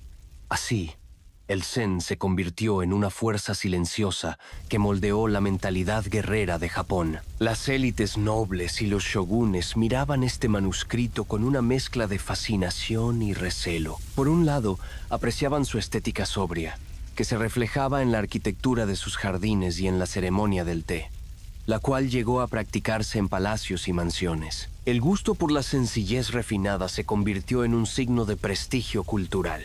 Poseer un jardín zen o participar en un chanoyu, una ceremonia del té dirigida por un maestro, era visto como una muestra de sofisticación. Pero al mismo tiempo, el mensaje profundo del zen, esa idea de que la iluminación no dependía del rango social ni de los títulos, resultaba inquietante para un sistema basado en jerarquías rígidas. El manuscrito prohibido parecía decir que un campesino sentado en silencio podía alcanzar la misma claridad que un shogun rodeado de riquezas. Esa igualdad interior chocaba con los cimientos de una sociedad estratificada. Aún así, algunos miembros de la élite abrazaron el zen con sinceridad. Algunos lo vieron como un refugio frente al vacío de una vida llena de lujos pero carente de sentido. Otros encontraron en él un camino para reconciliar su posición de poder con una búsqueda espiritual más profunda. Y así, el manuscrito prohibido entró también en los salones nobles, disfrazado de arte, de poesía, de jardines, pero conservando en su núcleo el misterio del silencio que despierta al ser. Este contraste, campesinos que encontraban consuelo, samuráis que encontraban disciplina, nobles que encontraban estética, y al mismo tiempo amenaza, revela la paradoja central del manuscrito prohibido. Era un texto invisible que se ofrecía a todos, pero que cada grupo interpretaba de acuerdo a su propia vida. Lo que para un campesino era esperanza, para un guerrero era fuerza, para un noble era prestigio, y para un shogun era riesgo. El manuscrito prohibido se volvía así, un espejo. Devolvía a cada cual lo que necesitaba ver, aunque no siempre lo que deseaba. La vida dentro de un monasterio zen era un contraste radical frente a la vida de las élites japonesas. En los templos, los monjes despertaban antes del amanecer, cuando la noche aún cubría las montañas con un manto frío. El sonido que los llamaba no era el de campanas ostentosas, sino el golpe seco de un bastón de madera que resonaba en los corredores vacíos. Descalzos, en silencio, los discípulos caminaban hacia el sendo, donde se sentaban en filas ordenadas para iniciar largas horas de meditación. No había alfombras suaves ni lujos que amortiguaran el frío del suelo. La austeridad era absoluta. El manuscrito prohibido se escribía en esos cuerpos inmóviles, en la respiración compartida, en el silencio que se volvía tan denso que parecía llenar la sala entera. Al otro lado de las montañas, en las mansiones de los señores feudales, la rutina era muy distinta. Los criados encendían lámparas de aceite y calentaban las estancias antes de que sus amos despertaran. La seda reemplazaba al algodón tosco. Los tatamis eran mullidos y las comidas estaban cargadas de exquisitos manjares. El silencio allí era otro.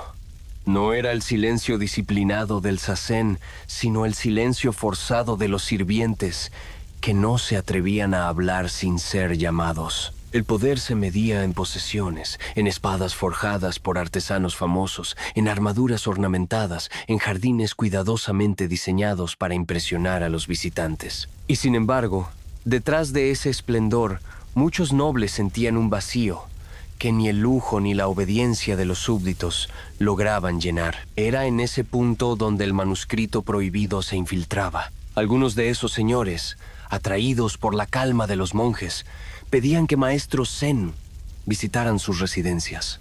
Se organizaban encuentros donde, en lugar de grandes discursos, los nobles escuchaban a hombres vestidos con túnicas gastadas hablar de lo cotidiano como si se tratara de lo sagrado. Algunos se sentían desconcertados, otros fascinados. Había quien consideraba ridículo que un maestro respondiera a preguntas filosóficas con frases como 3 libras de lino o un bambú que se inclina con el viento. Pero había también quienes comprendían, aunque fuera por un instante, que en esas palabras simples se escondía un mundo entero. En los monasterios, mientras tanto, la vida seguía su curso sin lujos ni ornamentos.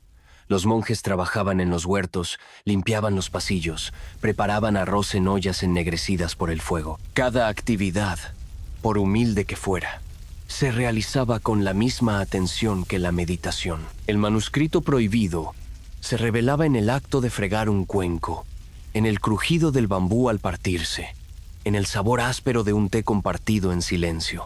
La práctica consistía en transformar cada instante en un capítulo del gran libro invisible. Para los nobles, en cambio, el tiempo era ocupado por asuntos de gobierno, banquetes, estrategias de poder y protocolos interminables. Y aunque muchos se rodeaban de lujos, algunos buscaban en los monasterios algo que no podían encontrar en sus mansiones: la calma de lo esencial. No es casualidad que varias ceremonias zen, como la del té, terminaran siendo adoptadas y refinadas en los palacios de la élite. Pero, al trasladarse a ese nuevo escenario, perdían parte de su carácter austero y se volvían símbolos de estatus. Lo que para los monjes era una práctica de silencio y humildad, para los nobles se transformaba en una muestra de distinción. El manuscrito prohibido, que en los templos enseñaba desapego, en los palacios se convertía en objeto de prestigio. A pesar de ello, algunos nobles encontraron sinceramente en el zen un camino de transformación. Se cuenta que ciertos shogunes, agotados por las intrigas políticas y la violencia de la guerra, pasaban horas en jardines secos contemplando las piedras como si fueran montañas eternas. En esa contemplación, aunque vivieran rodeados de poder, experimentaban la misma enseñanza que un campesino o un monje: la impermanencia de todo lo humano y la belleza del vacío. El manuscrito prohibido no distinguía clases sociales, aunque cada quien lo interpretara a su manera. Este contraste entre monasterios y palacios revela la paradoja de la enseñanza zen. Cuanto más sencilla y humilde era en su origen, más difícil resultaba para las élites comprenderla en su esencia. El campesino, acostumbrado a la escasez, podía encontrar en el silencio un alivio. El monje, formado en la disciplina, lo vivía como el centro de su existencia. Pero el noble, rodeado de abundancia, debía desaprender mucho antes de poder siquiera rozar el sentido de ese manuscrito invisible. Y aún así, hubo quienes lo lograron, porque el silencio no se vende ni se compra, se descubre. En este juego de contrastes, la sociedad japonesa del medievo se fue impregnando lentamente del manuscrito prohibido, no como un texto escondido en cofres, sino como una corriente subterránea que recorría campesinos, guerreros y élites, ofreciendo a cada uno un reflejo distinto. El mismo silencio que para un monje era despertar, para un noble podía ser amenaza, y para un samurái, una forma de fuerza. Así, el manuscrito prohibido se mantuvo vivo en medio de un mundo de contrastes, ofreciendo siempre la misma enseñanza con distintos rostros. El manuscrito prohibido de los monjes zen, aunque nacido en la quietud de los templos, encontró caminos inesperados hacia los lugares más ruidosos de la sociedad: los campos de batalla, los palacios de los shogunes y las cortes de los emperadores. Allí, en medio del ruido de las espadas y las intrigas políticas, ese silencio austero parecía una paradoja, y sin embargo se convirtió en una fuerza invisible que moldeó el curso de la historia japonesa. Uno de los ejemplos más notables de esta influencia fue la relación entre el zen y la clase samurái. Estos guerreros, cuya vida estaba marcada por el filo de la espada, encontraron en el zen un espejo de su propio código. El bushido, el camino del guerrero, compartía con el zen una aceptación radical de la impermanencia y de la muerte. El samurái debía estar siempre preparado para entregar la vida en un instante, y el monje zen entrenaba su mente para soltar pensamientos con la misma facilidad con que una hoja se deja llevar por el viento. En esa convergencia, el manuscrito prohibido adquirió una forma nueva.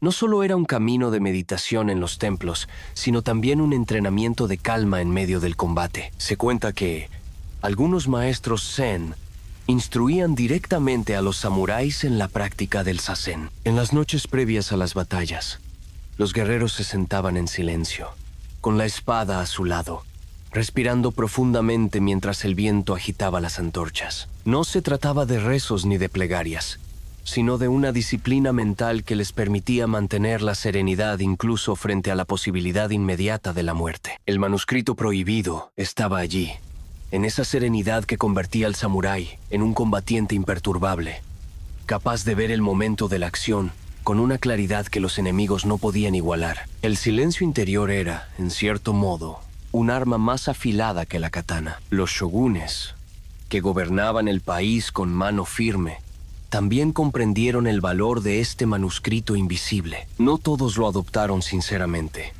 pero algunos vieron en él una herramienta de control y de orden. El Zen, con su énfasis en la disciplina y en la calma, podía servir para fortalecer la cohesión de un ejército o para inspirar una cultura de obediencia interior que trascendía la mera fuerza física. Así, se promovió la construcción de monasterios y se apoyó a ciertos maestros Zen, no solo por motivos espirituales, sino también estratégicos. La paradoja era evidente. Lo que había nacido como un camino de liberación interior era utilizado también como instrumento de poder. Pero ese es el destino de todo manuscrito vivo. Adaptarse a los tiempos, ser leído de maneras distintas por quienes lo reciben. El arte fue otro de los caminos en los que este manuscrito prohibido dejó huellas profundas. Los jardines secos, con su arena cuidadosamente rastrillada y sus piedras inmóviles, no eran solo espacios estéticos, sino escenarios de meditación. Sin embargo, en manos de los nobles, se convirtieron también en símbolos de prestigio. Lo mismo ocurrió con la ceremonia del té, que en los monasterios era una práctica de atención plena y humildad, y en los palacios se transformó en un ritual cargado de protocolos, donde cada movimiento estaba codificado y se convertía en una forma de mostrar refinamiento social. Aún así, incluso en ese proceso de transformación, la esencia del manuscrito prohibido permanecía, porque aunque los nobles lo utilizaran como signo de distinción, quienes lo practicaban con sinceridad seguían encontrando en el silencio de una taza compartida la enseñanza más profunda, que todo es fugaz, que todo se sostiene en el vacío, que la verdadera riqueza está en lo invisible. Incluso en la poesía, el manuscrito prohibido dejó su huella. El haiku, con su brevedad y su atención a lo efímero, es hijo directo de esa mirada zen. 3 versos podían contener el universo entero, si se leía con el corazón en calma. Un haiku podía hablar de la luna reflejada en el agua o de una rana saltando en un estanque, y en esa sencillez estaba inscrita toda la profundidad del manuscrito prohibido. No se necesitaban tratados extensos ni discursos grandilocuentes. Bastaban unas pocas palabras, acompañadas de un gran silencio. Pero quizás lo más fascinante sea cómo este manuscrito se convirtió en una especie de corriente subterránea que unía a los diferentes estratos de la sociedad. El mismo silencio que un monje practicaba en las montañas podía ser compartido, aunque de forma distinta, por un samurái en la antesala de la batalla, por un noble en un jardín contemplando la luna, o incluso por un campesino en su descanso al borde del campo. Cada cual lo interpretaba desde su vida, pero todos compartían, aunque fuera por un instante, la experiencia de esa calma profunda. El manuscrito prohibido no distinguía clases, porque su escritura estaba hecha de algo que todos, sin importar su rango, llevaban dentro, la capacidad de detenerse y escuchar. Y sin embargo, siempre existió una tensión. Para los poderosos, el silencio podía ser un refugio, pero también una amenaza. El noble que comprendía de verdad que la grandeza no estaba en los palacios, sino en lo simple, podía empezar a cuestionar el sentido de sus riquezas. El samurái que abrazaba el desapego podía volverse menos útil para un sistema que necesitaba lealtad ciega. El campesino que encontraba dignidad en su vida humilde podía ser más difícil de someter. Por eso, aunque el Zen fue aceptado y promovido en ciertos momentos, nunca dejó de tener un aire de prohibido, de subversivo, de peligroso para el orden establecido. El manuscrito prohibido del silencio no era un objeto que se pudiera confiscar, ni una doctrina que se pudiera censurar fácilmente. Era una forma de ver el mundo, una manera de estar en él, que se filtraba por las grietas de la sociedad, cambiando lentamente a quienes lo tocaban. A veces lo hacía en secreto, en la intimidad de una meditación nocturna. A veces lo hacía en público, en un jardín que invitaba a la contemplación, pero siempre lo hacía de manera silenciosa, sin estridencias, como el viento que mueve el bambú sin que nadie pueda detenerlo. El manuscrito prohibido de los monjes Zen, ese libro invisible escrito en silencio, atravesó la sociedad japonesa como un río subterráneo. A veces era claro y visible, como en los jardines y ceremonias que se compartían en los palacios. Otras veces permanecía oculto, latente, en la intimidad de un campesino que encontraba serenidad al observar el paso de las estaciones. Su fuerza no estaba en imponerse desde fuera, sino en transformarlo todo desde dentro. Así, el mismo silencio que un monje practicaba frente a un muro blanco podía resonar en el corazón de un samurái, en la mente de un noble, en la vida sencilla de un aldeano. Ese silencio no pertenecía a nadie, y al mismo tiempo podía pertenecer a todos. La sociedad japonesa, como cualquier otra, estaba atravesada por jerarquías rígidas, por desigualdades profundas, por conflictos constantes. El poder estaba concentrado en las élites militares y políticas, y la vida de la mayoría era dura, sometida al peso de impuestos, guerras y trabajos interminables. En ese contexto, el manuscrito prohibido ofrecía una promesa inesperada: la posibilidad de que cualquier ser humano, sin importar su posición, pudiera acceder a una verdad interior que lo hacía libre. No se trataba de rebelión en armas ni de discursos encendidos.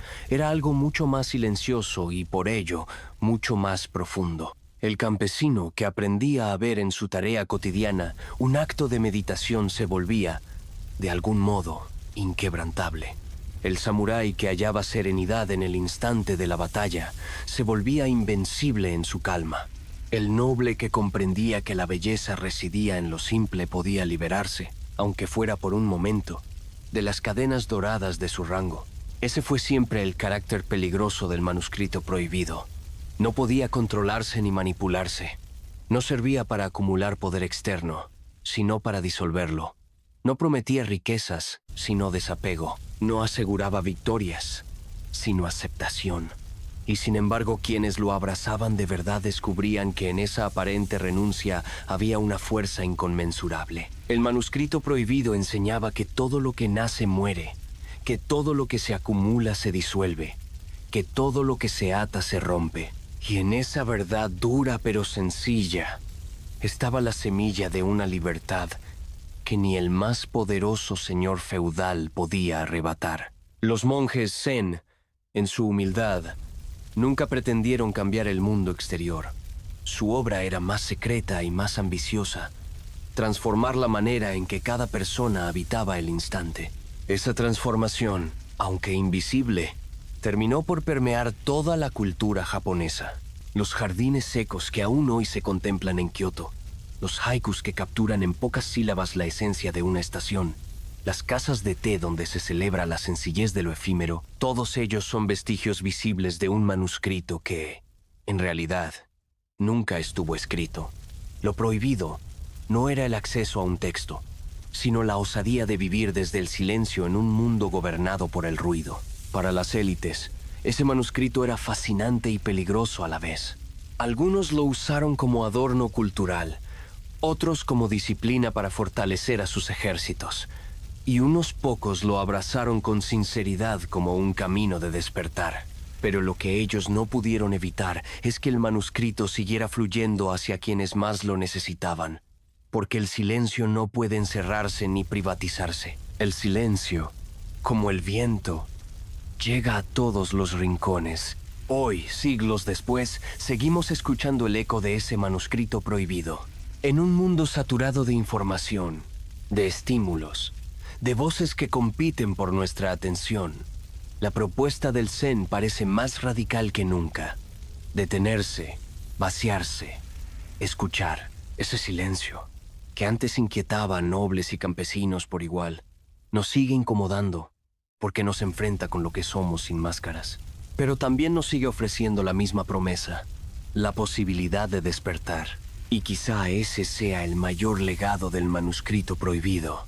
Recordarnos que no hay poder humano, no hay riqueza ni título que pueda reemplazar la experiencia íntima de habitar el silencio. En medio de palacios o en chozas humildes, en campos de batalla o en jardines, ese silencio siempre estuvo allí, esperando a ser descubierto.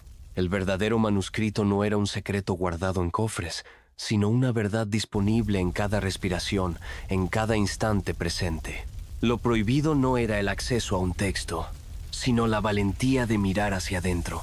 Ese contraste entre monjes, campesinos, samuráis y élites no hace sino reforzar una lección simple. La iluminación no distingue rangos. El silencio es el mismo para todos, aunque cada quien lo viva de manera distinta. Y esa igualdad radical, silenciosa e invisible sigue siendo tan poderosa hoy como lo fue en los días del Japón medieval. El manuscrito prohibido de los monjes Zen, aquel que no se escribió en pergaminos sino en silencios, nos ha acompañado a lo largo de este viaje. Lo hemos visto surgir en la vida humilde de los campesinos, en la serenidad de los guerreros samuráis, en los jardines que aún hoy nos invitan a contemplar, en las ceremonias sencillas que celebran lo efímero. Lo hemos visto incomodar a las élites y ofrecer refugio a quienes no tenían más riqueza que el instante presente. Y, sobre todo, lo hemos visto recordarnos una verdad que no depende de épocas ni fronteras. El silencio puede despertar al ser.